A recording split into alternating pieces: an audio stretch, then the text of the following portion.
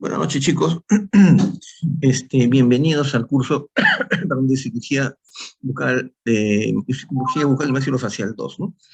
Estamos empezando las clases hoy, cumpliendo con lo establecido por las normas internas de la universidad y nuestra facultad, y vamos a ir directamente al grano, ¿no? Como he conversado hace unos minutos con nuestra delegada, la señorita Elizabeth Gutiérrez, ¿no? Vamos a hacer hoy día la clase de hoy normal.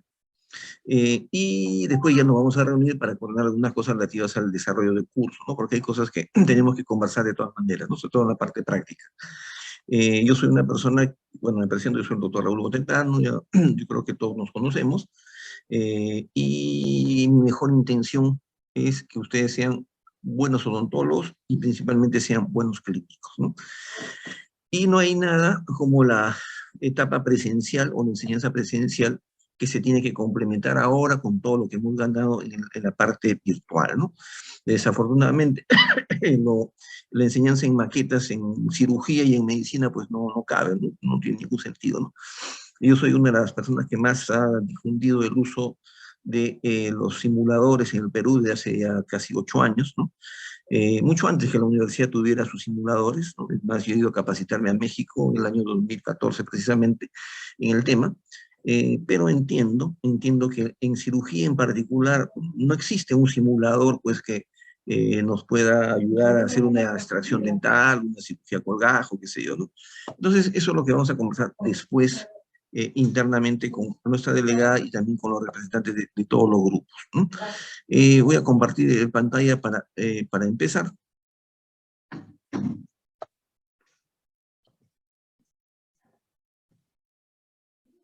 Y lo que sí les voy a pedir, como siempre digo, es, después de darle la bienvenida, que abran su cámara, porque en Zoom no hay límite para, como hay sí en el Teams, ¿no? Que hay un número máximo de cámaras que se pueden abrir, porque si no se cuelga el sistema, ¿no? En el caso del Zoom no existe ese problema, no existe esa limitación, así que, es más, los exámenes, el examen teórico que se toma, los parciales, se toman con el Zoom a la vez, ¿no? Con la toma del examen, con cámara abierta, todos, de tal manera que no existe ningún problema que el sistema se vaya a colgar, ¿no? Entonces, el tema del día de hoy es cómo hacer un diagnóstico clínico correcto, ¿no? De todas maneras, hago hincapié que nuestro curso se ha jibarizado, ¿no? Jíbaros son esa tribu de selváticos peruanos, ¿no? Que tenían como costumbre reducir las cabezas de sus guerreros, de sus oponentes, de sus enemigos capturados, ¿no? Y el curso de cirugía bucal y maxilofacial también se ha jibarizado, ¿no? Del curso anual se ha reducido a solamente 6 meses, ¿no? Yo he sido decano del Colegio Ontológico del Perú y entiendo que el título profesional que ustedes van a recibir es el de cirujano dentista, ¿no? Y no sé cómo un cirujano dentista puede haber reducido su curso de cirugía a la mitad, ¿no? Pero, bueno, en fin, esos son temas que ya en algún momento también se conversarán, ¿no? Entonces, estamos haciendo una reducción a la mitad del tiempo, es decir, a 17 semanas, de las cuales 2 son exámenes, parcial y final, de tal manera que nos están quedando de clase solamente 14. Entonces, el primer tema es el de cómo hacer un diagnóstico clínico correcto, ¿no? Porque entendamos que nosotros somos clínicos también, ¿no? Es decir, tenemos que hacer, no solamente es el tema o el asunto de coger un paciente, anestesiarlo y cortarlo, ¿no? Sino que tenemos que tener razones y fundamento para ello. Y a lo largo de la historia de la odontología, de la medicina en general, ha habido un cirujano y ha habido un médico, ¿no? Han sido no profesiones, pero han sido disciplinas diferentes, ¿no? Hasta antagonistas en cierta época, ¿no? Y después recién, en el año 1789, ¿no? Se juntaron, ¿no? En una sola profesión que fue la de médico cirujano, siendo la Universidad de París la primera universidad, a través de su facultad de medicina, que emitió el primer título profesional de médico cirujano, ¿no? Hasta ese entonces habían 2 grupos, 2 disciplinas totalmente diferentes, es decir, el médico que resolvía los problemas de los afectados, en este caso de los pacientes, mediante medicamentos, ¿no? Mediante fármacos, ¿no? De ahí el nombre de medicina, ¿no? La profesión médica deriva su nombre de la medicina, porque históricamente ellos administraban medicinas o le daban medicinas a los pacientes para curarlos, ¿no?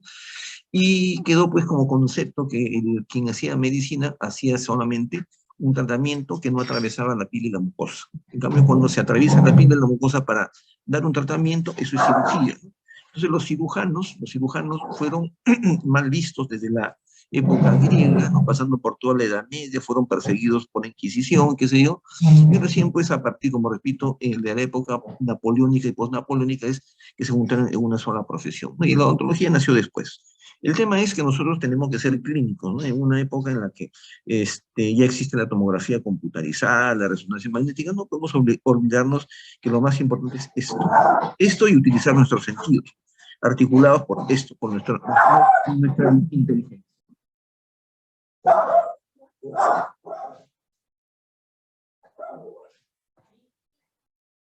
No les voy a hablar más de diagnóstico, no solamente de dónde deriva la palabra diagnóstico, viene de dia, que significa distinguir, diferenciar, ¿no? O hacer distinción, y gnosis, que significa conocimiento. Entonces, cuando hacemos diagnóstico, estamos comparando lo que vemos nosotros con nuestros sentidos, mediante la observación, usando la vista, mediante el tacto, haciendo palpación, percusión, ¿no? Presión, ¿no? Usamos el oído cuando estamos haciendo auscultación. En algunas pocas ocasiones todavía hacemos olfacción, o sea, hacemos uso del olfato, no para oler al paciente, sino para oler las secreciones que son evidentes cuando hay una infección aerobia o anaerobia, ¿no? Lo que sí ya no se usa, ¿no? Sí se hacía en la época hipocrática, ahora ya no es el gusto, pues nosotros no probamos las secreciones del paciente como si históricamente, y lo hicieron los médicos de la época hipocrática, ¿no? Lo cierto es que al final de nuestra evaluación clínica, recién, ¿no? Después hacemos la evaluación clínica, recién vamos a establecer un diagnóstico, ¿no? Un diagnóstico presuntivo que se convertirá en definitivo, ¿no? Y para ello recordar este cuadro que me parece muy interesante, ¿no? Esta es la base de nuestro curso, en realidad, y debería de ser también la base de toda nuestra profesión. Es decir, cuando ustedes vean a algún paciente que tiene alguna afección, algún mal, alguna enfermedad, como quieran llamar, alguna patología, lo que tienen que hacer es buscar que los signos y síntomas agrupados nos indiquen que estamos frente a cualquiera de estos 7 grandes grupos de enfermedades o grupos patológicos, ¿no? Es decir, el problema que trae nuestro paciente será, no sé, una infección, una lesión traumática, una neoplasia benigna, maligna, una malformación congénita, una enfermedad, perdón, del sistema inmune, o será una enfermedad dismetabólica, como dice ahí, degenerativa o disembrioplásica, ¿no? Y una vez que llegamos a este punto, recién vamos a ir pasando a las siguientes etapas, ¿no? Por ejemplo, tenemos que nosotros tener una idea clara de que esta es una forma, hay varias formas de llevar un diagnóstico, no solamente el diagnóstico, estoy hablando de diagnóstico para hacer un tratamiento quirúrgico, no un diagnóstico en general, ¿no? Porque yo no puedo hacer un tratamiento quirúrgico si no tengo un diagnóstico definitivo o por lo menos un diagnóstico diferencial, ¿no? Y para ello pues tengo que comparar una serie de cosas, ¿no? Para ver frente a qué enfermedad frente a qué enfermedad es la que tengo al frente. De la manera que, por ejemplo, tenemos nosotros que llevar a cabo todo este procedimiento no es tan simple, ¿no? Dicen que para poner una resina utilizamos generalmente unos 20 conocimientos básicos. Para hacer una extracción simple, por si acaso, utilizamos alrededor de 30 conceptos básicos, pero para hacer diagnóstico clínico usamos más de 30, mucho más, casi 40 conceptos básicos. Es decir, realizar un diagnóstico clínico es más complejo que hacer una extracción simple, imagínate, ¿no? Utilizamos una serie de conceptos que a veces ni siquiera nosotros pensamos que tenemos que hacer, ¿no? Y para ello existen diferentes formas, esta es una de las formas. Lo que he hecho es sintetizar los conceptos de David Greenspan, argentino, ¿no? Los conceptos del doctor Fitzpatrick, dermatólogo famoso de Estados Unidos, y le he agregado pues la experiencia personal, y acá está una forma diferente de poder hacer diagnóstico, ¿no? Desde determinar el tipo de lesión elemental que es la clase del día de hoy, pasando por los diferentes criterios, que eso es parte ya del curso de medicina bucal, soy una cirugía, pero que nos va a permitir a nosotros finalmente llegar a un diagnóstico cuyo tratamiento puede ser médico, es decir, puede ser tratado con medicamentos, o puede ser quirúrgico, es decir, mediante cualquier procedimiento que tengamos que irrumpir a través de la piel o de la mucosa de nuestro paciente, ¿no? Eso es hacer cirugía. O hacer ambos tratamientos. De repente, para solucionar el problema de un paciente, tengo que hacer cirugía y medicina. Por ejemplo, el paciente que está con una infección y tiene acúmulo de pus, tengo que hacer drenaje, eso es quirúrgico. pero tengo que darle antibióticos, eso es médico, ¿no? Entonces podemos combinar ambas disciplinas, o ambas áreas, para finalmente poder llegar a un diagnóstico. En medicina humana existe un grupo de profesionales que son eminentemente clínicos, ¿no? El gastroenterólogo, por ejemplo, qué sé yo, el reumatólogo, ¿no? Por citar, el alergista, por citar algunos ejemplos, ¿no? El médico de medicina interna. Y otro grupo de médicos realiza procedimientos exclusivamente quirúrgicos, como el otorrino, como el oftalmólogo, como el cirujano de diferentes áreas, ¿no? De tal manera que hay una distinción clara, ¿no? En odontología no hay esa separación, yo digo desafortunadamente porque la debería haber, pero como no existe profesional especializado en la parte clínica, ¿no? Por más que el patólogo clínico diga que es así, la realidad no es así, eh, derivan al cirujano la solución de los problemas médicos también, que muchas veces aqueja al paciente. Y a mí me parece que no está muy bien, pero esa es nuestra realidad, ¿no? Entonces, lo que vamos a desarrollar el día de hoy es solamente el primer punto, ¿no? El tipo de lesión elemental de la mucosa. Es decir, cuando el paciente tiene alguna lesión, como la que hemos visto en el video, para quienes entraron un poco más antes, vimos dos casos de cáncer, ¿no? Cáncer bucal, uno pequeñísimo, inocente, el otro pues una monstruosidad en el rostro del paciente, pero en ambos casos las lesiones eran comunes, ¿no? Tenían úlceras, tenían leucoplasias, tenían eritroplasias, tenían necrosis. Es decir, el tamaño no importa, lo importante son las características individuales de la lesión. Entonces, cuando un doctor, un odontólogo, se comunica con otro, no le va a decir, oye, doctor Botetano, le voy a mandar un paciente porque tiene un chupito en la frente, ¿no? O tiene una bolita, tiene, no sé, una postemilla en la encía, ¿no? Ese es un lenguaje cotidiano que lo deben usar los pacientes, no es para los pacientes. Pero nosotros como profesionales y ustedes como futuros profesionales no se pueden expresar así. Doctor, se le hincha la cara, creo que está inflamado, no sé, y ya le di antibióticos. No es así, ¿no? No es así, chicos. O sea, es decir, tenemos que ser clínicos, tenemos que usar la razón para poder llegar a un diagnóstico. Entonces, lo único que vamos a desarrollar ahora, disculpen que corro un poquito porque tenemos hasta las 8:30 para desarrollar todo este tema, es la lesión elemental, ¿no? El alfabeto semiológico. Lo mínimo que tenemos que hacer saber los odontólogos, ¿no? En general, para podernos comunicar. Las lesiones de la mucosa, las principales son estas, son alrededor de entre 25 y 30, no les he contado. En la piel existen más, son cerca de 40, ¿no? Lesiones elementales, y aquí están clasificadas, ¿no? En lesiones planas, lesiones deprimidas y lesiones elevadas, ¿no? Al decir lesiones elementales no estoy haciendo diagnóstico, estoy mencionando cómo es la lesión, ¿no? Por ejemplo, veo acá el nombre de Marilyn, debe ser un alumno, no sé si es su nombre o de repente a veces usamos el Zoom de nuestros hermanos menores, ¿no? Pero supongamos que Marilyn, ustedes la deben conocer, ¿no? O Cristian Yair, que está acá, ustedes saben cómo es físicamente Cristian Yair. Entonces, una cosa es saber quién es Cristian, quién es Marilyn, y otra cosa es describir cómo son, ¿no? Entonces, cuando hablamos de las lesiones elementales, estamos diciendo cómo son estas enfermedades, cómo son las lesiones que forman parte de estas enfermedades. Ahora están hablando, pues, en los medios de de la viruela del mono, ¿no? ¿Han escuchado?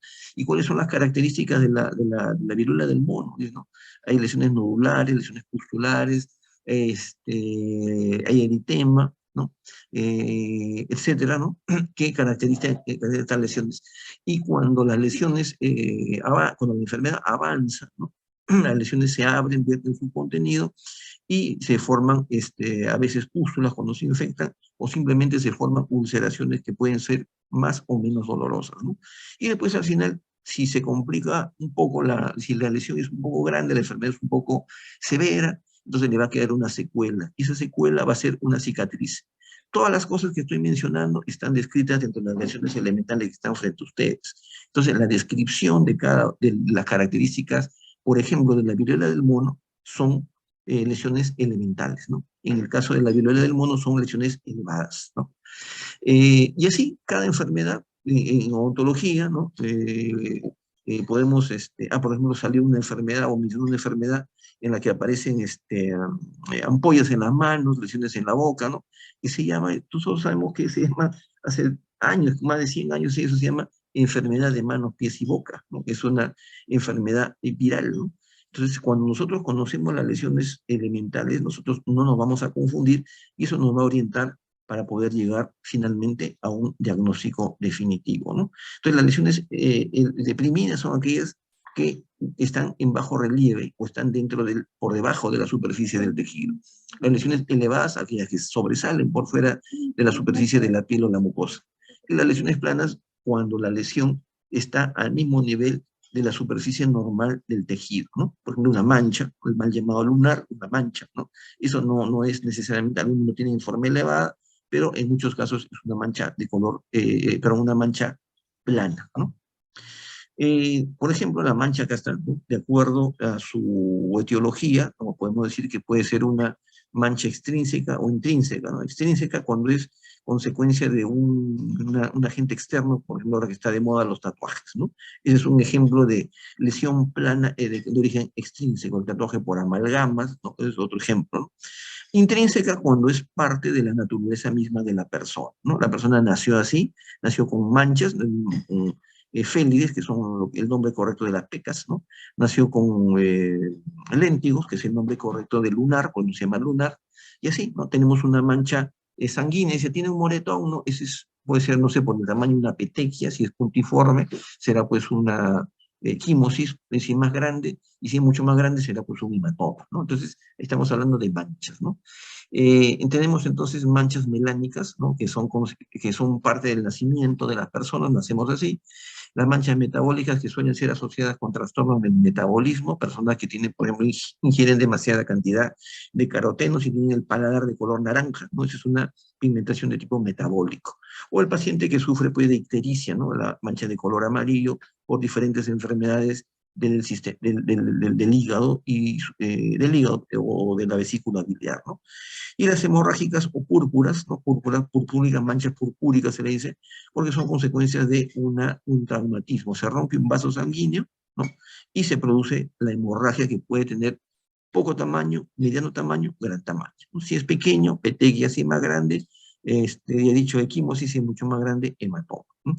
Y el color, de acuerdo al color, podemos nosotros identificar o guiarnos, tener una idea de cuál es la causa que ha producido esa mancha, ¿no? Si es blanco, si es rojo, una mancha purpúrica, si es azul o cianótica, si es verde o amarillo, el amarillo es ictérica, o de repente la etapa final que se va eh, metabolizando la mancha hemorrágica que pasa de color rojo que es oximoglobina, a carboximoglobina que se ve morado, un moretón, después se vuelve de color verde, porque la hemoglobina se transforma en biliverdina, y después la biliverdina se torna amarilla o se convierte en una mancha amarilla porque se convierte en bilirrubina, ¿no? Porque la bilirrubina finalmente es la expresión final del metabolismo de la hemoglobina, ¿no? Entonces hay razones que tenemos todos para ir viendo cuál es la causa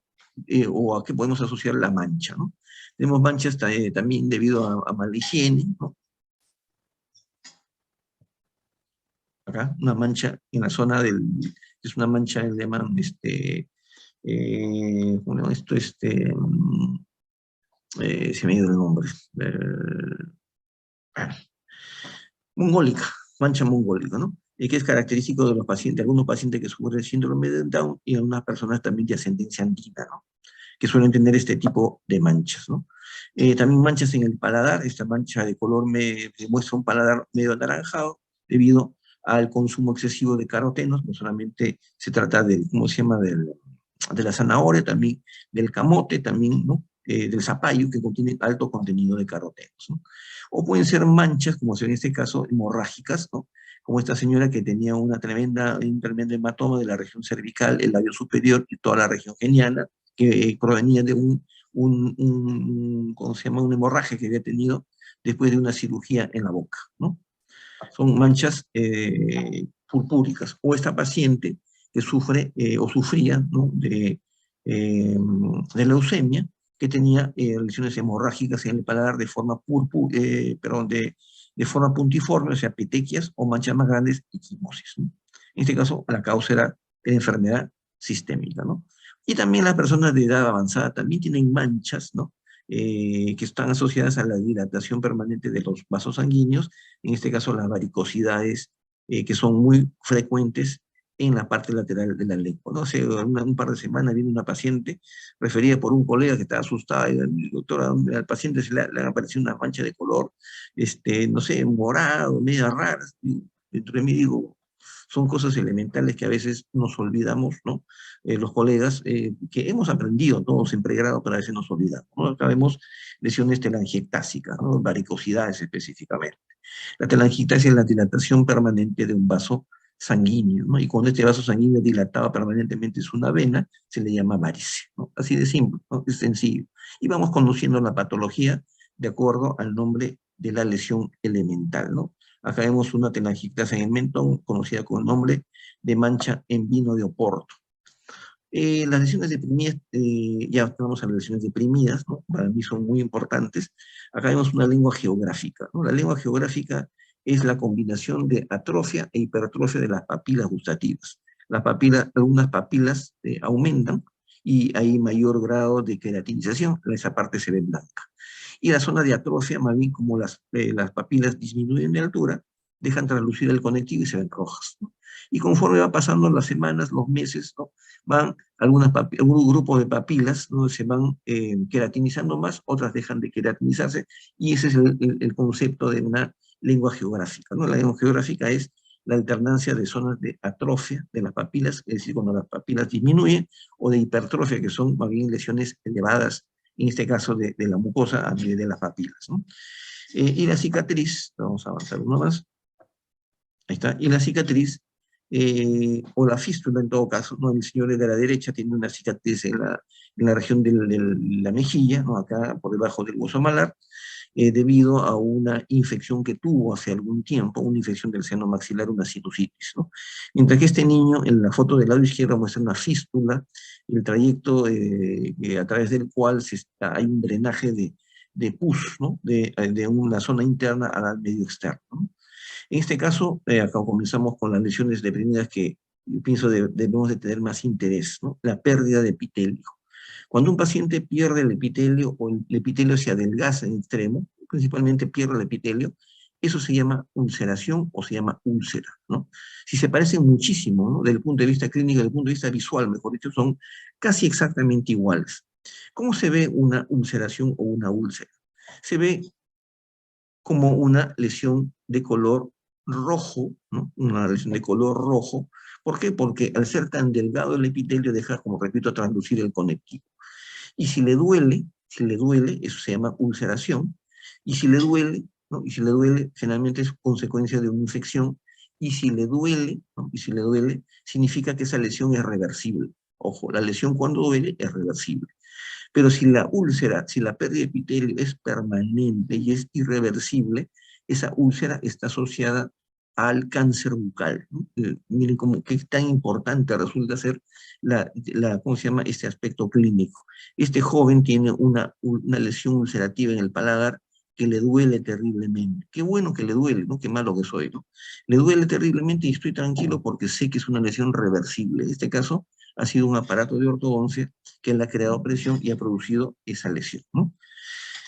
En este caso, en el labio hay una pérdida de epitelio, ven, en el labio hay una zona blanquecina, es una leucoplasia, pero en la parte distal hay una zona roja. Y es una lesión ulcerativa. Pero a este paciente no le duele, ojo, no le duele la lesión. Entonces, este caso se trata de un carcinoma epidermoide como diagnóstico, es un cáncer bucal, ¿no?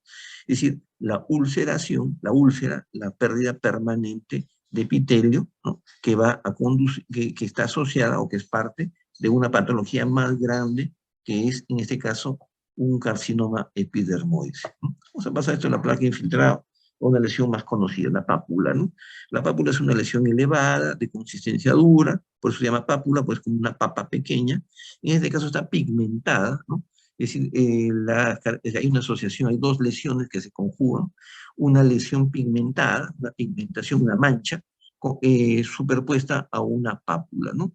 El diagnóstico es un léntigo, ¿no? No se le dice lunar, un lunar, eso dicen los pacientes. La terminología es un léntigo, ¿no? Un léntigo elevado, tiene el aspecto de una pápula o un aspecto papular, ¿no? Pero tenemos otras lesiones también, ¿no? El nódulo también su aumento de volumen, pero que en el cual la lesión está localizada no superficialmente, sino en el tejido celular subcutáneo. Entonces, el epitelio que lo recubre es normal, pero se palpa una masa sólida, ¿no? En el caso de la foto del lado izquierdo, corresponde a una patología conocida como mucosele, y en el lado derecho, me agacho un poco, es un angioma, ¿no? Y este angioma tiene el aspecto de un nódulo, ¿no? Seguimos avanzando con las lesiones elementales. Otra lesión elevada es el tubérculo. Pero como la pápula no es un tubérculo, la papa no es un tubérculo, sí, pero el nombre de pápula es cuando la lesión es pequeña. Cuando es un poco más grande, como la de acá, ya no toma el nombre de pápula, toma el nombre de tubérculo, ¿no? No estoy hablando de diagnóstico, estoy describiendo la lesión, ya estoy hablando de semiología. Entonces el tubérculo tiene un tamaño más grande que la pápula, ¿no? En este caso se le llama vegetación, ¿no? Que no es, si lo vemos al micro, con una lupa, no con el microscopio, sino con una lupa, es la confluencia o la suma de pápulas, ¿no? Que le dan el aspecto de un vegetal, ¿no? Un vegetal rojo, una coliflor, qué sé yo, ¿no? Que en este caso puede corresponder a muchas patologías, ¿no? No voy a dar el nombre para no confundirnos, pero esta es una lesión vegetativa, esta es una vegetación.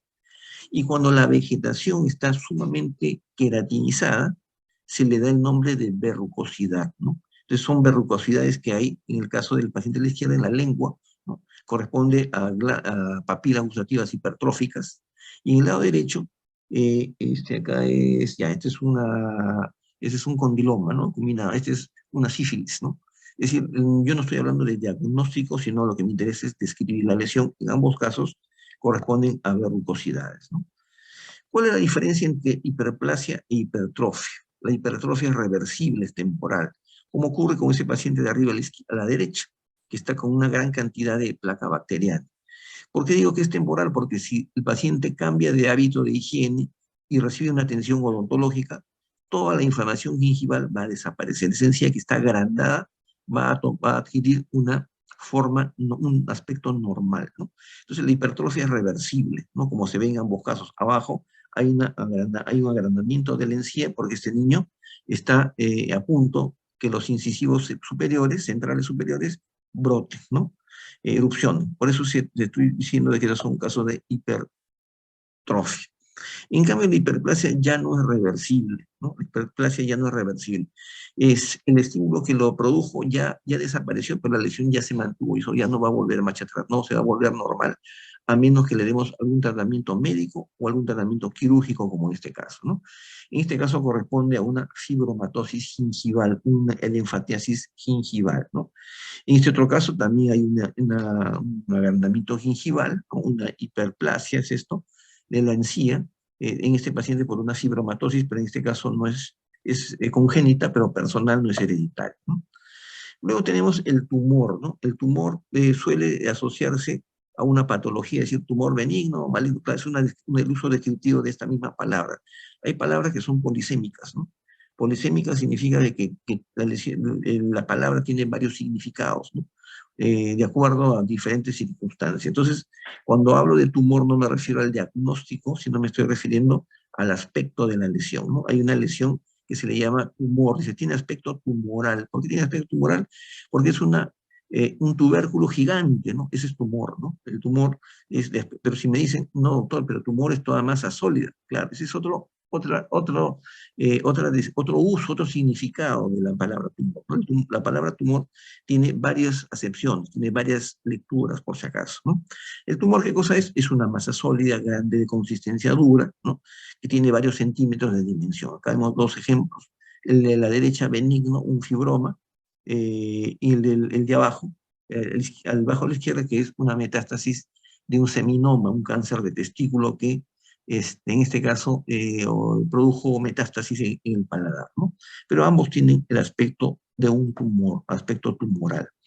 Eso también es muy frecuente en lesiones vesículo-ulcerativas, como el afta, el escorbuto, por un lado, ¿no? Una es una vitaminosis, el escorbuto, ¿no? El afta es una enfermedad del sistema inmune.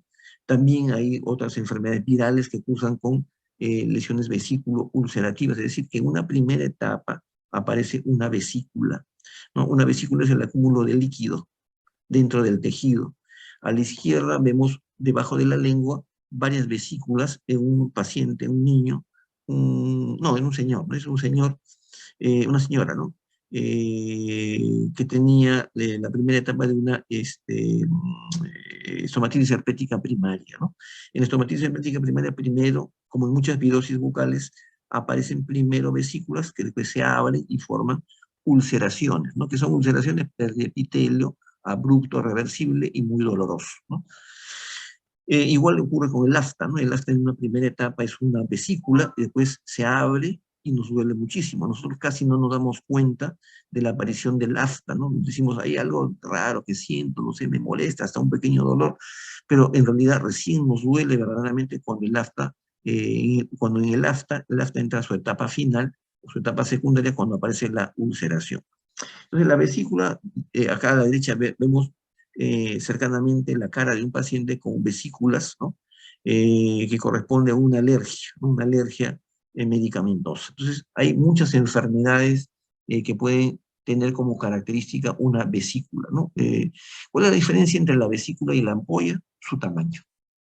Estas son vesículas. Si fueran más grandes, le diremos, ya no son vesículas, ya son acúmulos de líquido tisular, pero como son más grandes se le llama ampolla. Entonces la diferencia entre la vesícula y la ampolla es solamente su dimensión, su tamaño, ¿no?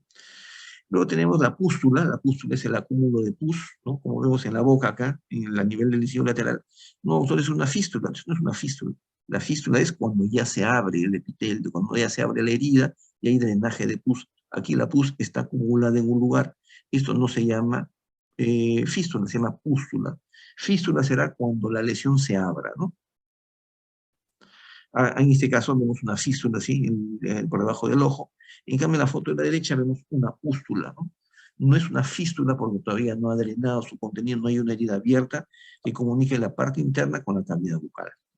Luego tenemos la costra, ¿no? La costra son lesiones exclusivamente de la piel, ¿no? Y las muestro acá porque hay enfermedades que ocurren en el límite mucopiel, ¿no? En el lado izquierdo, una lesión costrosa, ¿no?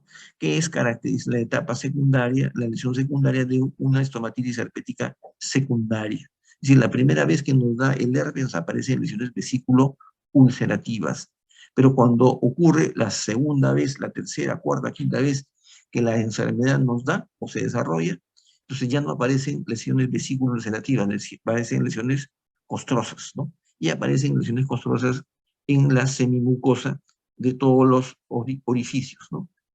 Orificio bucal, orificio nasal, orificio ocular, orificio anal, ¿no? Son costras que aparecen en algunas lesiones, en algunas enfermedades, perdón, como en este caso el herpes, el virus tipo 1, porque el tipo 2 es el que ocurre a nivel de los genitales, ¿no? Y en el lado derecho vemos, ese es un pétigo, ¿no? Que es una enfermedad pústulo-costrosa producida por una infección de algunos tipos de anaerobios que pululan ahí en la piel, ¿no? Después tenemos la necrosis, ¿no? Entre la necrosis y la necrobiosis hay una diferencia histológica, ¿no? Es decir, en la necrosis la muerte del tejido es absoluta, total. En la necrobiosis se trata de un tejido que está yendo camino a la muerte, a la necrosis. Hay unas partes del tejido que están necróticas, otras que todavía están vivas, pero no son viables, ¿no? Pero clínicamente no es muy difícil de distinguir una necrosis de una necrobiosis, ¿no? En todo caso, la necrosis aparece como una lesión elevada o a veces deprimida también, ¿no? En la cual la lesión es de color marrón opaco, amarillo opaco, ¿no? O blanco como se ve acá, o muchas veces como se ve en la foto de arriba a la derecha, zonas de color marrón, ¿no? Que no es más que el tejido está necrótico y que el organismo lo está eliminando por un mecanismo que se llama descamación. Luego tenemos las lesiones, bueno, esta es la gangrena, ¿no? La gangrena no me refiero al orificio vestibular, en todo caso ese es una necrosis, ¿no? Lo que se ve dentro del alvéolo dentario es un coágulo de color negro putrefacto, ¿no? Es muy común, nosotros le llamamos como diagnóstico alveolitis húmeda, ¿no? Pero como lesión básica es una gangrena, es una infección localizada, ¿no? Es una infección severa, ¿no? A partir del coágulo putrefacto, ¿no? Acá vemos una forma de gangrena en el labio, ¿no? Producida por una, esto es por una bacteria gram negativa, ¿no? Que produce una necrosis, ¿no? Una enfermedad que se llama fascitis necrotizante aguda, que es muy rara pero muy peligrosa. En este caso se caracteriza por una lesión plana o deprimida o a veces elevada de color negruzco, ¿no? Como si fuera una lesión, como si fuera un coágulo inmenso, algo así, ¿no? Y el lado derecho es el mentón del mismo paciente. Es el mismo caso en realidad, ¿no? Luego tenemos que ver algunas características, lo paso porque eso no va a ganar el tiempo. Lo que quiero es,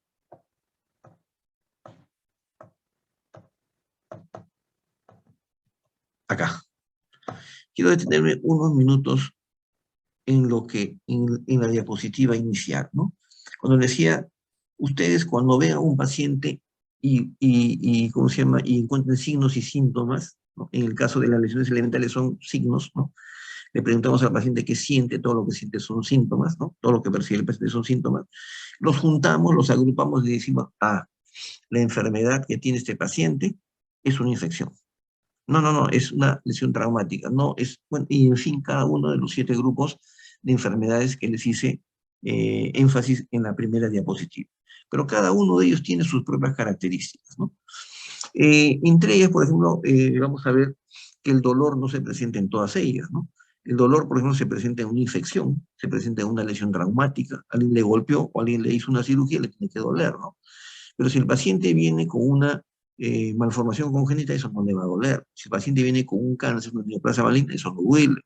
Si hay una neoplasia benigna, un tumor benigno, un quiste, eso no duele, ¿no? Entonces tenemos que ver las características de cada uno de los grupos de enfermedades, porque cada uno de ellos tiene una combinación diferente de estas características, ¿no? No hay dos que sean iguales. No hay dos que tengan exactamente la forma de inicio, si tiene dolor o no, adenopatía o fiebre, no hay, ¿no?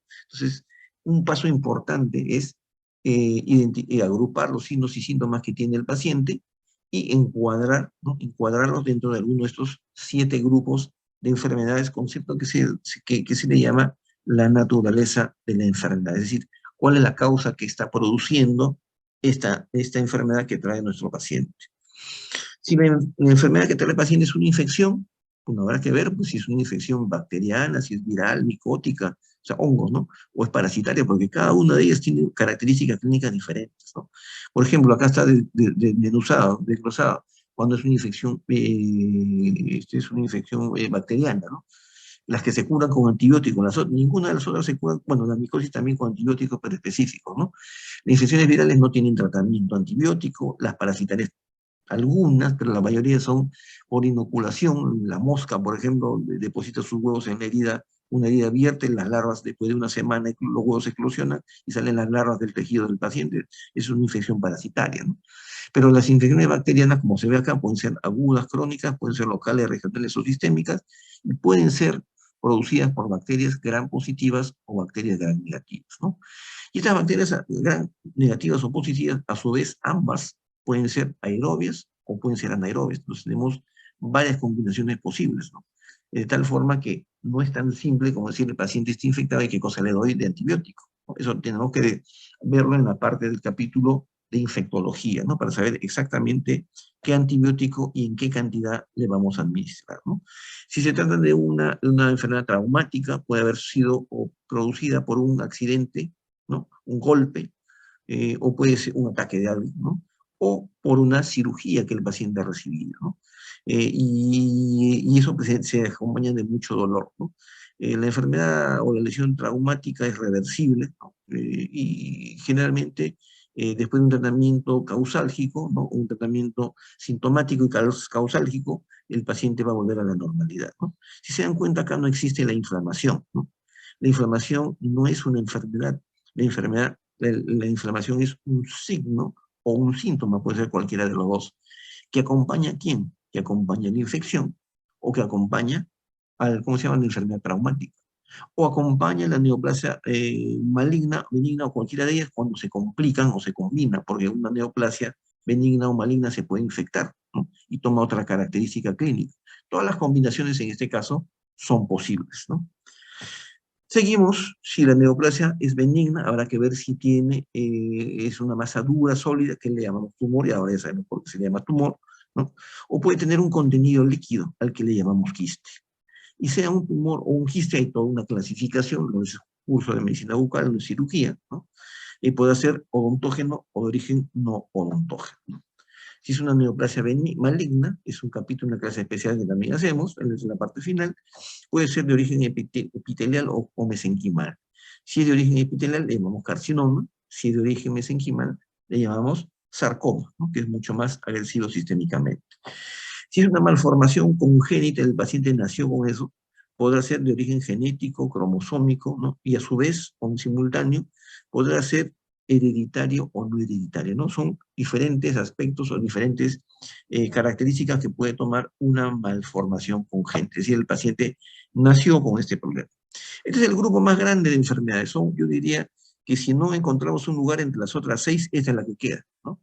Ahí se encuentran toda la variedad, pues, de insuficiencias, diabetes, de insuficiencia cardíaca, renal, hepática, diabetes, osteoporosis, todas las enfermedades sistémicas que no pueden ser agrupadas en el resto. Es un montón, es el grupo más grande de enfermedades, ¿no? Y finalmente encontramos a las enfermedades del sistema inmune, ¿no? Hay dos tipos, hay dos extremos entre los cuales el sistema inmune puede producir patología, ¿no? Por un lado, ¿no? Tenemos clases de las 7:30, ¿no? Por un lado, nos quedan 7 minutos. Por un lado, decía, están las enfermedades del sistema inmune por disminución de la función del sistema inmune. El sistema inmune está deprimido. Y por otro lado están las enfermedades cuando el sistema inmune más bien tiene aumentada la respuesta, ¿no? Donde aparecen una serie de enfermedades que pueden pasar por las alergias, por los 4 grupos de enfermedades del sistema inmune según Henry Humus, ¿no? Y pueden pasar también por otros problemas que no necesariamente están agrupados aquí, como por ejemplo el aftas, ¿no? Que si bien es cierto, es un origen autoinmune, es desencadenado por el estrés, ¿no? Y así podemos ir abundando en una serie de cosas para finalmente llegar a los tipos de diagnóstico, ¿no? Tenemos nosotros 3 tipos de diagnóstico: el diagnóstico presuntivo, el diagnóstico diferencial y el diagnóstico definitivo.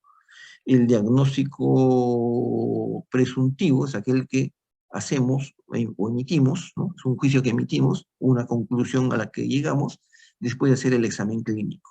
Si yo hago el examen clínico y llego a una conclusión, ese es un diagnóstico presuntivo. Después le indico una radiografía, no sé, un análisis de laboratorio, ¿no? Hago una biopsia, eso se llama diagnóstico diferencial, porque comparo mi diagnóstico presuntivo con otros diagnósticos posibles. Y la conclusión final a la cual deberíamos llegar, pero no se puede a veces, porque a veces la verdad que no todas las enfermedades, no todos los problemas que tiene el paciente pueden tener un diagnóstico definitivo, es la conclusión final después de analizar todas las posibilidades habidas después de evaluar al paciente, ¿no? En cuanto a los tipos de tratamiento, tenemos 3 tipos de tratamiento. El tratamiento sintomático es el diagnóstico de emergencia. El paciente viene por una emergencia, no podemos estar, por ejemplo, con una infección, una cara hinchada, no podemos estar esperando el cultivo y antibiograma, ¿no? Porque el paciente, cuando ya tiene el cultivo antibiograma, ya está en campo fe, ya se murió, ¿no?